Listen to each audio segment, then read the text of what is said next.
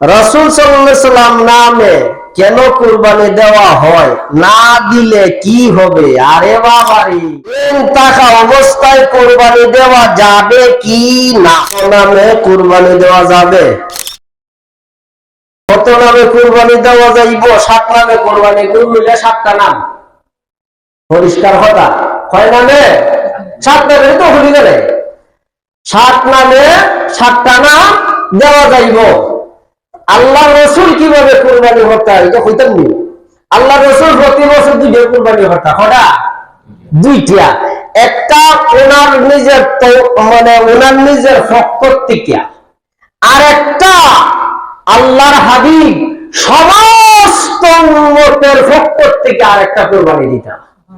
আল্লাহর নবীরে কিয়ামতের মাঠে কোন গরিব হইতো না বলে আমি তো গরিব আসলাম কুরবানি দিতাম পারছি না। আল্লাহ নবী ইফতিলার হয়ে গেলেন দিয়া সমস্ত উম্মতের তরফ থেকে আল্লাহ নবী আরেকটা কুরবানি দিতা। সুবহানাল্লাহ।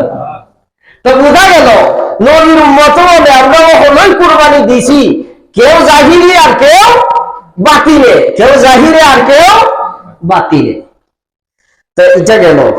এরপরে দিতে ঋণ থাকা অবস্থায় কুরবানি দেওয়া যাবে কি না? এটা 2টা পন্থা।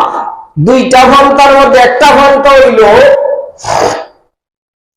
ঋণ থাকা অবস্থায় কুরবানি দেওয়া যাইব যদি সে কোটিপতি হয়।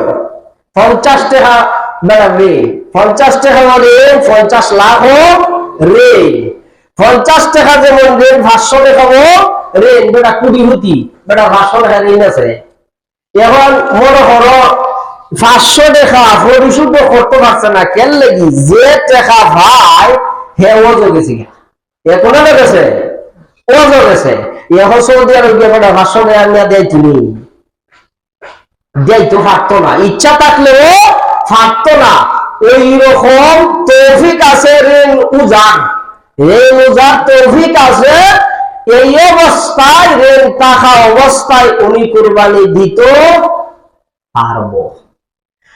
আর আরেকটা ঋণ হইল বেটা সম্পদ আছে 1 লাখ টাকা, 1.5 লাখ টাকা বেটা ঋণ, ওই সম্পদের চাইতে বেটা ঋণ বেশি। ওই রকম মানুষের কুরবানি তার লাগি সঠিক হবে না। এই জন্য 2টা পন্থা। এই 2 পন্থার মধ্যে যে যে পন্থায় হলো এই পন্থায় চলবে সুজাই সামনে। এরপরে আর কিতা?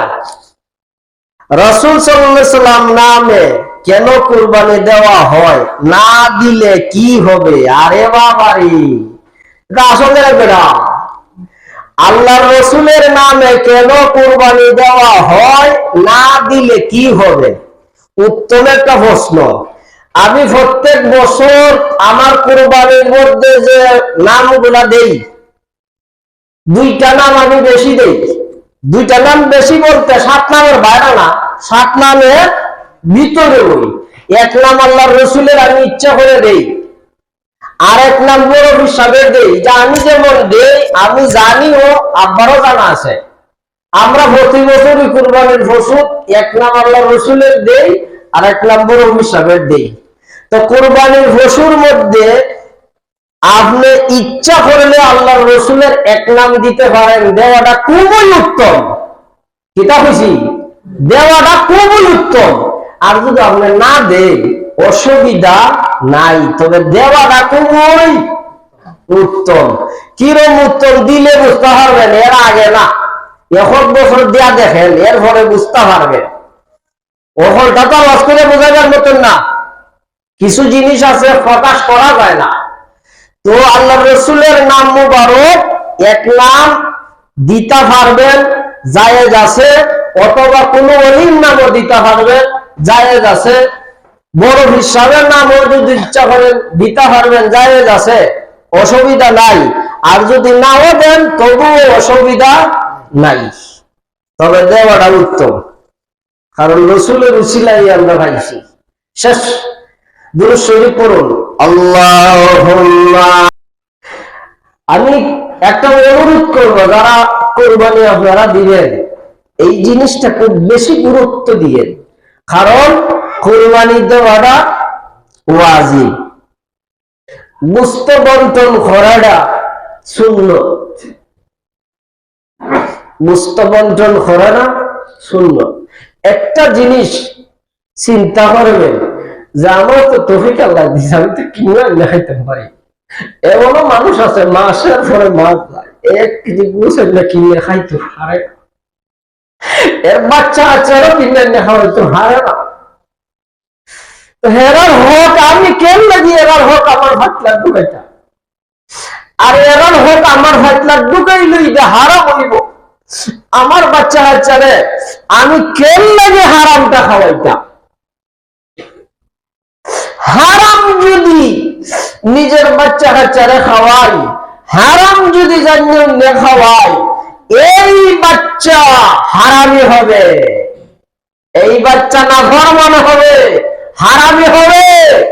এই বাচ্চার কোনদিন মা বাবার ভরণ পোষণ করবে না, কারণ বুড়া দোষ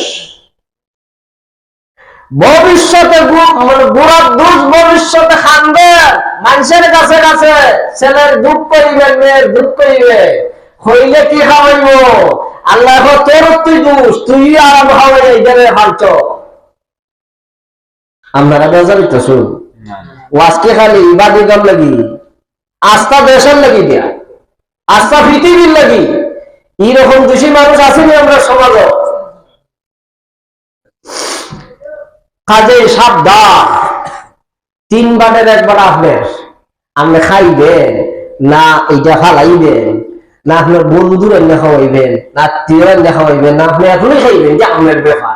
3 বারের 1 বার তো আপনি, এটা আপনার জন্য হালাল, 1 বার না 1000 বার হালাল। কিন্তু আত্মীয় স্বজনের বার থেকে আপনার 5 লাখ ঢুকাইলেই গজব, গরিবের বার থেকে আপনার 5 লাখ ঢুকাইলেই গজব। গজবটা না দিলে বলে লাইলেন, হালাল জিনিসটারে হারাম বানাইলেন। কিভাবে? এখন দুধ আপনার গাইয়ে দেয়, এই দুধের মধ্যে গাই ছানা মিশাইলে যেরকম এটা না হয়, ওই কুরবানির পশুর গোশত আপনার বাগের টাকা অন্য ভেজাইলেটা ঢুকাইলে পরে ওইভাবে নষ্ট শেষ। কাজে সাবধান, 3 বারের 1 বার আপনারা যারা দিবেন তারা নিবেন, আর 2 বার 1 বার আত্মীয় স্বজনের, 1 বার গরিব গুড়া, এইভাবে বাঁধবেন। এরপরে আকিকার মশালা, অনেকে আকিকার মশালা জিজ্ঞাসা করে, কোরবানির পশুর মধ্যে আকিকার নাম দেওয়া যাইব, অথবা কোরবানির পশুর মধ্যে আকিকার নাম দেবে, আকিকাটা আদায় করে যাইব, 100 বার যাইব। এরপরে আবার অনেকে আকিকার গুস্ত বন্টন হতো একটা ইনসিম খায়, এই জিনিসটা ক্লিয়ার হওয়ার দরকার। বেজার হইতেছেন না আপনারা? আজকে 4-5 মিনিট লেট হইলে অসুবিধা নেই আপনারা, আর টাইম নাই, আর শুক্রবার ফাইতো না, এই জন্য হইতেছি। আকিকার গুস্তটা বন্টন করারও কোরবানির গুস্তটা যেইভাবে 3 বার করে বাঁধবেন, আকিকার গুস্ত এইভাবে 3 বারে, 1 বার আপনি রাখবেন, 2 বারের মধ্যে 1 বার আত্মীয় স্বজনের, আর 1 বার গরিব গুড়া। এই কোরবানির গুস্তের মতো নয়, আকিকার গুস্তর এইভাবে বন্টন করে দিবেন। বুঝাইতে পারছি?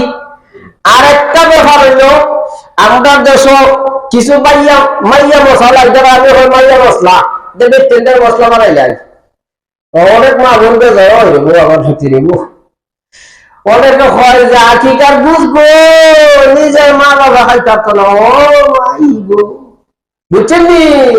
এটা নিজের বাড়ির মশলা, এটা খাটার কথা। আকিকার গুস্ত সন্তানের মা বাবা খাইতে পারবো, 100 বার যায়। এখন ইচ্ছা করবে যদি না খাই, এই হইল অন্য কথা।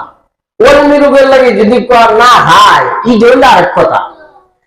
মনের খায়সে যদি না, মনের ইচ্ছা যদি না খায়, এটা আরেক ব্যাপার। তবে ইচ্ছা করলে আকিকার গুস্ত সন্তানের মা বাবায় খাইতে পারবো, কথাটা বুঝছেন নি? আর কিটা, আর তো কিছু দেখি না। আর সামনে সুন্দর এটা টেকা ঢোকা করবা, কেউ ঠিক কিনা নেই না সামনে, যদি ব্যস্ত ভালো সামনে টেকা লাগে গরিব করে দিলে শেষ হতো।